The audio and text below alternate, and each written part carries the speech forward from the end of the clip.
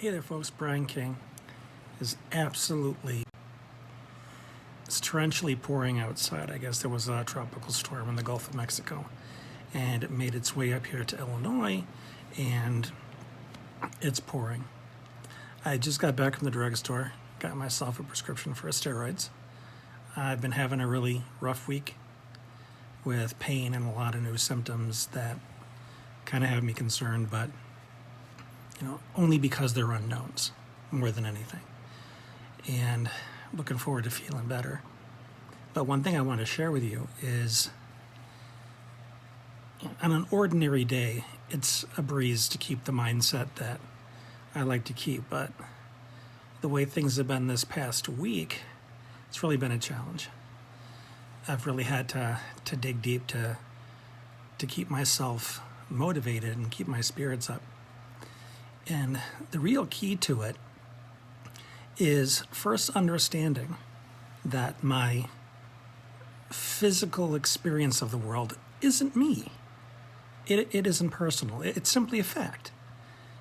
It's personal when I try to own it, when I say things like, my pain, I'm suffering, I hurt. Because then when I'm focusing on the I, that's when it becomes personal. So that aspect of the conversation is important to really stay on top of. You can have an entire conversation. This is actually a neat exercise that you can have fun with. Try to have a conversation without saying the word I. So in talking about the pain, starting here, in talking about the pain, simply saying, this pain is difficult. This pain causes some frustration. This pain really needs to be addressed.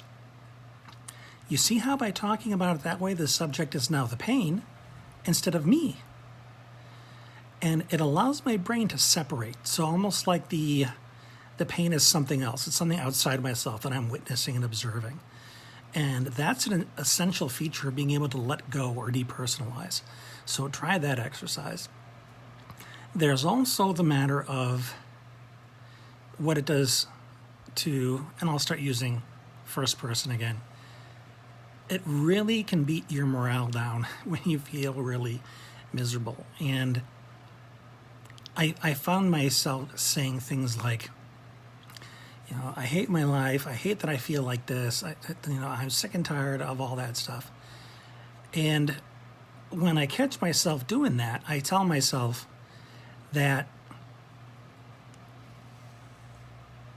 things like this, even though they really suck and can be kind of all-consuming, they're temporary. And I have had in my life some absolutely extraordinary moments. And they were punctuated by episodes of pain and feeling run down. And it's important for me to not allow myself to fixate so much on how I'm feeling that I forget all the good stuff.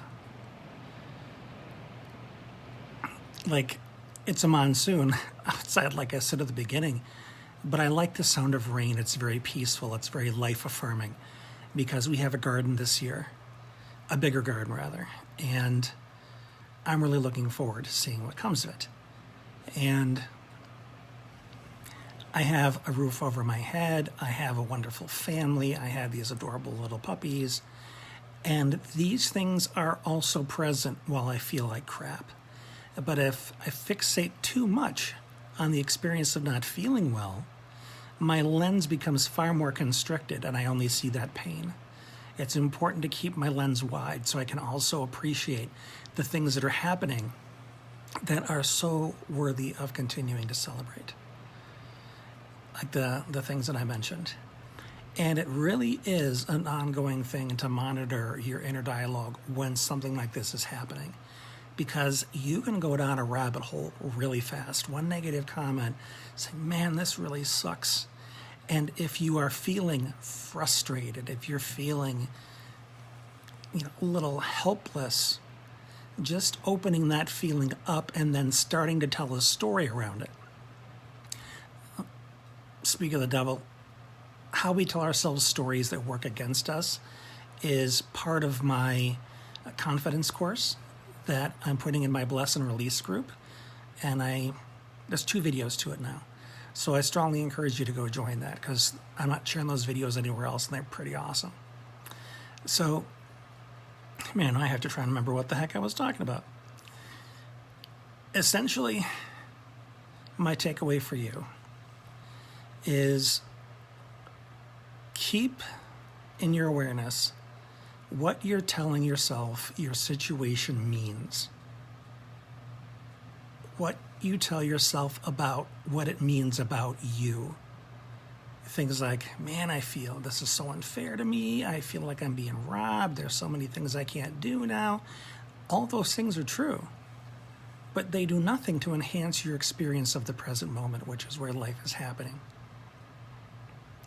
So if I tell myself, this hurts, this is very unpleasant, this is temporary, this has an opportunity in it for me to learn patience and to show myself some grace, so the conversation can move from negative self-pity, criticism, over to something more positive and much more action-oriented. You see how when I shift from, I hate the way this feels, this really sucks, I wish this wasn't happening to me, to I need to remember that there's plenty to be grateful for.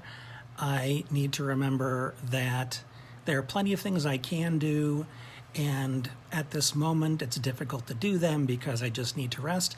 See, shifting from that things are happening to me to things I can do takes you from problem focus to solution focus.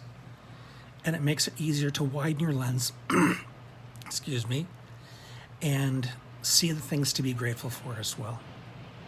So keep an eye, an ear, or a mind on the things that happen between your ears, because that's what creates your reality.